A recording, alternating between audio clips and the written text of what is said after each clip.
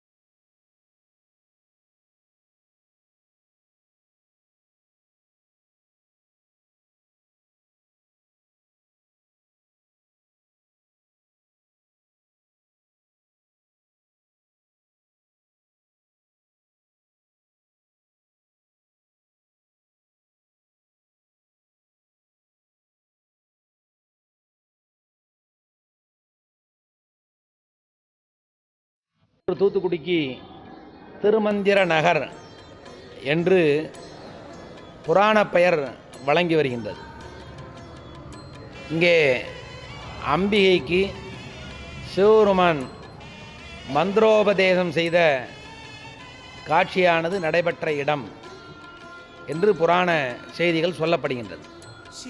பொதுவாகவே திருப்பரங்குன்றத்திலே திருக்கல்யாணம், முருகப்பெருமானுடைய திருக்கல்யாணமானது நடைபெறுகின்ற வேளையிலே இறைவனும் இறைவியும் அந்த திருமண கோலத்தை காண செல்வதற்காக இவ்வழியே வந்த பொழுது இங்கே இருக்கக்கூடிய சோலையிலே தங்கி இருக்கின்ற நேரத்தில் எல்லோருக்கும் மந்திரோபதேசம் செய்ய வேண்டும் என்று ரிஷிகள் எல்லோரும் கேட்டுக்கொண்டதற்கிணங்க சிவபெருமான் பிரணவ மந்திரோபதேசத்தை அம்பிகைக்கு உபதேசம் செய்ததாக புராண செய்தி கூறுகின்றது. அவ்வித வண்ணமாக உபதேசம் செய்யும் பொழுது கடல் அலை ஓசைகள், பனை ஓலையானது அசையும் பொழுது வருகின்ற சப்தம் மற்றும் மண் பானை செய்யக்கூடிய தொழிலாளர்கள் செய்யக்கூடிய மண்பாண்டத்தினுடைய சப்தம், இவைகளெல்லாம் ஒளி எழுப்புவதாக இருந்ததாகவும் அவ்வொளியை இறைவன் நிறுத்தி அம்பிகைக்கு மந்திரோபதேசம் செய்ததாக புராண செய்தி கூறுகின்றது. இந்த திருமந்திரத்தை உபதேசம் செய்ததனால் இவ்வூரிற்கு திருமந்திர நகர் என்று பெயர் வர காரணமாயிற்று. அதேபோன்று இன்றளவும் இங்கே இருக்கக்கூடிய சமுத்திரத்திலே அலைகள் இருக்காது, யாரும் மண்பாண்டங்கள் செய்வதில்லை. அதுபோன்று பனை ஓலை அசைந்தாலும் சப்தங்கள் வருவதில்லை. இது போன்ற நிகழ்ச்சிகள் எல்லாம் இன்றளவும் எல்லோரும் பார்த்து கொண்டிருக்கக்கூடிய ஒரு திருமந்திர நகராக இவ்வூரானது விளங்குகின்றது. அத்தகைய ஊரிலே சங்கரராம பாண்டியன் என்று சொல்லக்கூடிய குறுநில மன்னன் ஆட்சி செய்து வருகின்ற வேளையிலே அம்மன்னனுக்கு மகப்பேறு இல்லாத காரணத்தினாலே காசிக்கு சென்று இறைவனை வழிபடுவதற்காகவும், அங்கே இறைவனை வழிபடும் பொழுது நமக்கு மகப்பேறு கிடைப்பதற்குரிய வாய்ப்பு கிடைக்கும் என்று பெரியவர்கள் சொன்ன வார்த்தைக்கணங்க காசியிலே சென்று தரிசனம் செய்கின்றார் தம்பதிகளுடன். கங்கையிலே நீராடும் பொழுது ஒரு அசரீரி வாக்கானது அவருக்கு உரைக்கின்றது. ராமேஸ்வரத்திற்கும் திருச்செந்தூருக்கும் இடையிலே இருக்கக்கூடிய திருமந்திர நகர் என்று சொல்லக்கூடிய க்ஷேத்திரத்திலே வாஞ்சா புஷ்கரணி என்று சொல்லக்கூடிய தீர்த்தமானது இருக்கின்றது. அந்த தீர்த்தத்திலே நீராடி காசிப முனிவரால் பிரதிஷ்டை செய்யப்பட்ட லிங்க திருமேனியானது இங்கே இருக்கின்றது. அதனை வழிபட்டால் உனக்கு மகப்பேறு கிடைக்கும் என்று அசரீரியானது அவருக்கு கிடைக்கின்றது. உடனே அவர் அந்த அசரீரியின் பொருட்டு இங்கே இந்த சோலையிலே வந்து அந்த வாஞ்சா புஷ்கரணி தீர்த்தத்திலே நீராடி இறைவனை தரிசனம் செய்கின்றார். அவருக்கு மகப்பேறு கிடைக்கின்றது. இன்றளவும் இவ்வூரிலே தரிசனம் செய்யக்கூடிய அன்பர்களுக்கு இறைவனது அருளினாலே புதல்வன் புதல்வி போன்ற மழலை செல்வங்கள் கிடைத்து கொண்டிருக்கின்றது. அதனால்தான் ஆண் பிள்ளைகள் பிறந்ததுன்னா சங்கரராமன்னு பேர் வைப்பாங்க, சங்கரன்னு பேர் வைப்பாங்க. அதே மாதிரி பெண் குழந்தைகள் பேர் பிறந்தது அப்படின்னா சங்கரேஸ்வரி, சங்கரபாகம் என்று சொல்லக்கூடிய பெயர்கள் வைத்து இவ்வூரிலே உள்ள மக்கள் மகிழ்கின்றனர். இன்றளவும் நாம் பார்க்கக்கூடிய செய்தி. அப்படிப்பட்ட ஒரு மகப்பேறு கிடைக்கக்கூடிய புத்திரபாகிய ஸ்தலம். இவ்வூரிலே உள்ள சிவபெருமான் ரிஷிகளால் பிரதிஷ்டை செய்யப்பட்டதனால் ஆறுகளிங்கம் என்று ஆகமங்களிலே சொல்லியுள்ளபடி அமைந்த திருமேனியானவர். ஆகையால் இந்த க்ஷேத்திரத்திலே இவ்வாலயத்தை மகப்பேறு கிடைக்கப்பட்ட சங்கரராம பாண்டியன் என்று சொல்லக்கூடிய மன்னன் இவ்வாலயத்தை அமைத்ததாக நமக்கு வரலாற்று செய்திகள் கூறுகின்றது. காலம் என்பது நமக்கு எத்தகைய ஆண்டுகள் மிகவும் பழமை வாய்ந்த ஒரு ஆலயம். ஆனால் நமக்கு எத்தனை ஆண்டு என்று சொல்லக்கூடிய அளவுக்கு நமக்கு செய்திகள் இன்னும் நமக்கு கிடைக்கவில்லை. அதனால் மிக பழமையான ஒரு ஆலயம் திருமந்திர நகர் என்று சொல்லக்கூடிய ஒரு புராதன க்ஷேத்திரம். இவ்வூரிலே வாஞ்சா புஷ்கரணி என்று சொல்லக்கூடிய தீர்த்தம் அமைந்திருக்கின்றது. சங்கரராமேஸ்வரர் என்று சொல்லக்கூடிய திருநாமம் இறைவனது திருநாமம். என்றுமே இறைவனது திருமேனியில் உரைகின்ற காரணத்தினாலே அம்பிகைக்கு பாகம்பிரியால் என்று சொல்லக்கூடிய நாமம் சூட்டி மகிழ்கின்றனர். பாகம்பிரியால் உடனாய சங்கரராமேஸ்வரர் ஆலயம் என்று சொல்லக்கூடிய ஒரு சிறப்பானதொரு ஆலயம் நமது தூத்துக்குடியிலே அமைகின்ற இவ்வாலயம். இவ்வாலயத்திலே 12 மாதங்களிலும் 5 கால பூஜைகள் என்று சொல்லக்கூடிய முறையிலே நித்திய பூஜைகள் மிகவும் சிறப்பாக நடைபெற்று கொண்டிருக்கின்றது. திருவிழாக்கள் சித்திரை மாதம் நடைபெறக்கூடிய மகோத்சவம் மிகப்பெரிய விழாவானது சித்திரை மாதத்திலே சித்திரை பெருந்திருவிழாவாக நடைபெறுகின்றது. இந்த ஐப்பசி மாதத்திலே பாகம்பிரியால் சங்கரராமேஸ்வரர் திருக்கல்யாணம் என்று சொல்லக்கூடிய வைபவமானது 11 நாட்கள் திருவிழாவாக இங்கே நடைபெறுகின்றது. ஒவ்வொரு நாளிலும் அம்பிகை ஒவ்வொரு வாகனத்திலே எழுந்தருளச் செய்து திருத்தேர் மற்றும் பூம்பல்லாக்கு தபசு என்று சொல்லக்கூடிய அம்பிகையாகப்பட்டவள் தபசு மண்டபத்திற்கு எழுந்தருளி அங்கே சிவபெருமான் ரிஷபாரூடராக காட்சி கொடுத்து அதன் பிறகு திருக்கல்யாணம் என்று சொல்லக்கூடிய வைபவமானது ஐப்பசி மாதத்திலே மிகச் சிறப்பாக நடைபெறுகின்றது. அதே போன்று கந்தசஷ்டி உற்சவம் என்று சொல்லக்கூடிய உற்சவமானது ஐப்பசி மாதம் வரக்கூடிய வளர்பிறை சஷ்டியிலே கந்தசஷ்டி உற்சவமானது யாகசாலை பூஜைகளுடன் மற்றும் தினசரி முருகப்பெருமானுடைய திருவீதி உலாவுடன் நடைபெறுகின்றது. அதுவும் திருக்கல்யாண கோலத்துடன் நிறைவு பெறுகின்ற விழாவாக கந்தசஷ்டி விழா நடைபெற்று கொண்டிருக்கின்றது. ஏனைய ஐப்பசி மாத பௌர்ணமி அன்னாபிஷேகம் மிகவும் சிறப்பாக நடைபெற்று கொண்டிருக்கின்றது. பொதுவாகவே என்னென்னு கேட்டால் அன்னாபிஷேகம் ஒரு பழமொழி சொல்லுவாங்க, சோறு கண்ட இடத்துல சொர்க்கம்னு இருக்காங்கப்பா அப்படின்னு ஒரு வேடிக்கையாக ஒரு பழமொழி சொல்லுவாங்க. காரணம் என்ன அப்படின்னு கேட்டால் சோறு அப்படின்னா சாதம் அப்படின்னு சொல்கிறோம், அன்னம். அத்தகைய அன்னத்தை இறைவனுக்கு சாட்சி வழிபடக்கூடிய ஒரு திருக்கோலத்தை நாம் கண்டால் நமக்கெல்லாம் மோட்ச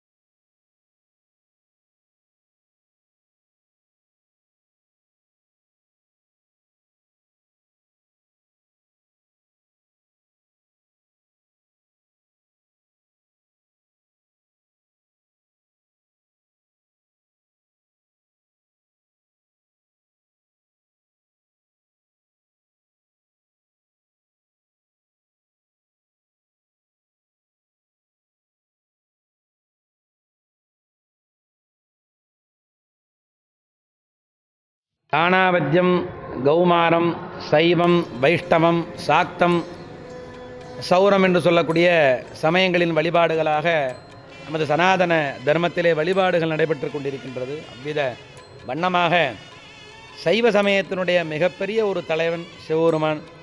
அத்தகைய சிவபெருமானை நாம் வழிபட்டால் நமது வாழ்விலே பொதுவாகவே எல்லா தெய்வங்களும் நமக்கு அருளக்கூடிய பிராப்திகளெல்லாம் நம்ம சனாதன தர்மத்திலே இருக்கின்றது. ஆனால் அதே போன்று பொதுவாகவே சைவ சமயத்திலே சொல்லப்படக்கூடிய மிகப்பெரிய விடயம் என்ன அப்படின்னா, பல திருமுறைகளை நாம் பார்த்தோமானால், அதாவது இகபர சௌபாக்கியம் அருள்வாயேன்னு திருப்புகழை நாம் அந்த வார்த்தைகளை கேட்டிருப்போம்.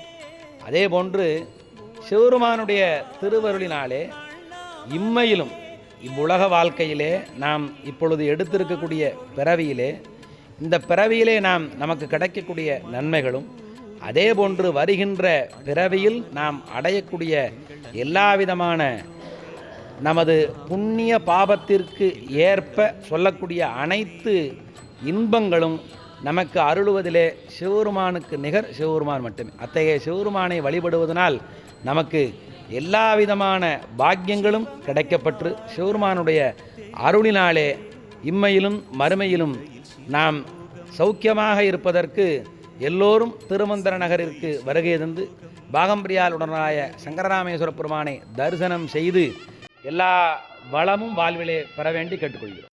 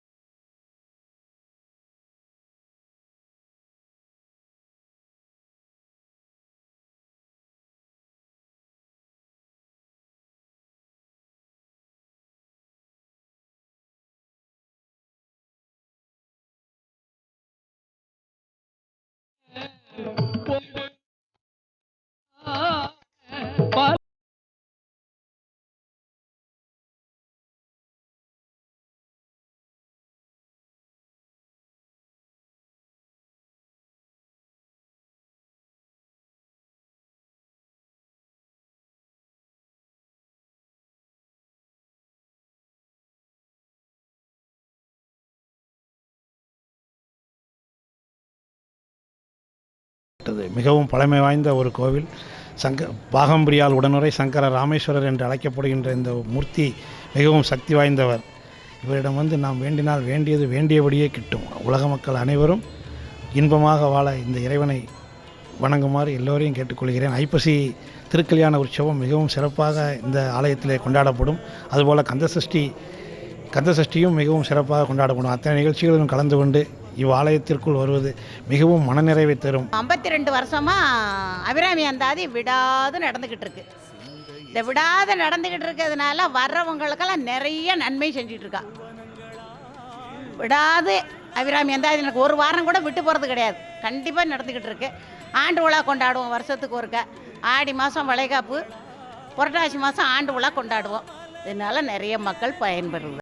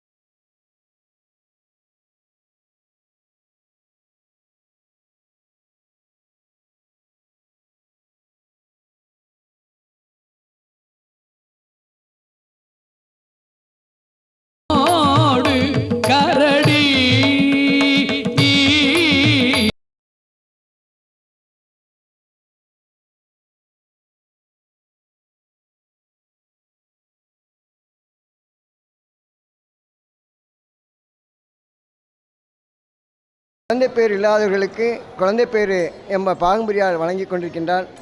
கல்யாணமாகாத கன்னிப்பெண்கள் இரவு அர்த்தசாம பூஜையிலே வந்து கலந்து கொண்டு எம்பெருமானை வழிபட்டு திருமணங்கள் பல நடைபெற்று சிறப்பாக வாழ்ந்து வருகின்றார்கள். மேலும் இவ்வூரிலே திருமந்திர நகர் என்று பெயர் வந்ததற்கு காரணமாக இருந்த அம்பாளின் அருளை கொண்டு அனைவருக்கும் அருள்வாழ்த்து கொண்டிருக்கின்றால் பாகம்பிரியார். பல தொழில்கள் தொடங்குவர்கள் முதலில் வந்து இந்த கோயிலிலே தொழில் ஆரம்பிக்கிறதற்கு வந்தால் அந்த தொழிலானது வெகு சிறப்பாக நடைபெற்று கொண்டிருக்கின்றது. சுரதேவரை வழங்குவவர்களுக்கு வந்து வருகின்ற சுரம், காய்ச்சல் மற்ற நோய்கள் எல்லாம் வெகு தீர்ந்து விடுகின்றன. நடராஜமூர்த்தியை வழங்கும் பொழுது 5 செல்வங்களும் நமக்கு அழகாக கிடைக்கின்றது. சித்தாந்தத்தில் கூறுவது போல கண்மமலம், ஆன்மமலம், மாயாமலம் இந்த 3 மலங்களையும் நீக்கி அவனுடைய பாதத்திலே எம்பெருமான் நடராஜமூர்த்தி நம்மளை ஆர்ப்பரித்துக் கொள்கின்ற அருமையான நடராஜமூர்த்தி நமக்கு சிவகாம சுந்தரி சமேத ஆனந்த நடராஜமூர்த்தியாக இங்கு அமர்ந்து அருள்வாழ்த்து கொண்டிருக்கின்றார்.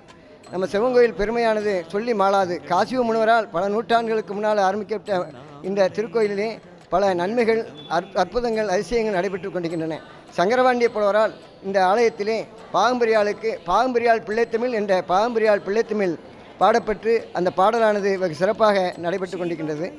அவருடைய மகிமையினால் இந்த மணி அடிக்கின்ற நாதமானது அழுந்து விழுந்தது. ஒருவர் அவரை இழந்து பேச அவர் அந்த பாட அது அழுந்து விழுந்து அதனுடைய அற்புதத்தை இந்த அம்பாள் காட்டினார்கள்.